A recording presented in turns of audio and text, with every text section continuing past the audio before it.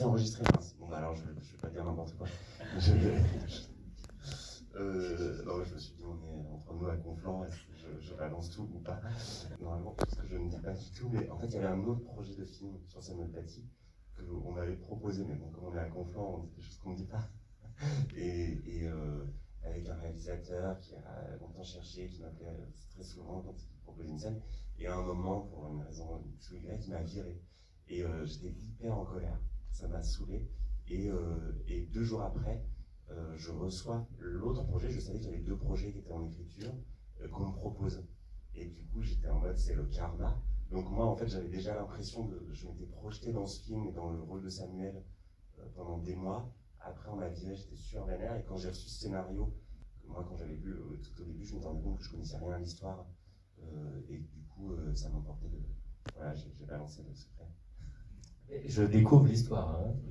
Tu ne l'avais pas raconté comme ça. On s'est dit, il suffit juste de raconter les faits, et les faits sont tellement sidérants de toute façon, tellement étonnants, tellement un scénariste ne peut pas inventer ça, que voilà, ça suffisait pour faire du cinéma. Et en plus, quand on raconte Samuel Paty, on a une obligation de raconter les faits et de minimiser la fiction, parce que c'est quand même, vous le recevez comme l'histoire de Samuel Paty, donc on a une responsabilité d'éviter de s'aventurer dans une scénarisation trop importante. J'ai 18 ans, et il y a 6 ans avant, du coup, j'en avais 13, et j'étais élève de M. Paty, j'étais en 4e 4, donc j'avais assisté au cours et tout ça. Et j'avais 2 questions. Du coup, la première question, c'était par rapport à ce que la personne me disait avant, c'était pourquoi vous ne l'avez pas tourné dans le collège. Dans le collège, justement, je pensais que c'était assez symbolique. Ma deuxième question, c'était par rapport à la camarade de classe, du coup, la personne que vous nommez, du coup, Bachira. C'est pourquoi, à la fin, on voulait vraiment essayer de retracer, en finissant sur vos 2 phrases que vous avez laissées à la fin, ils ont été condamnés et tout ça. C'est pourquoi, à la fin, en disant Bachira, l'actrice, en disant pas forcément la fille qui a dénoncé. Enfin, pourquoi vous leur reprendre un nom factice?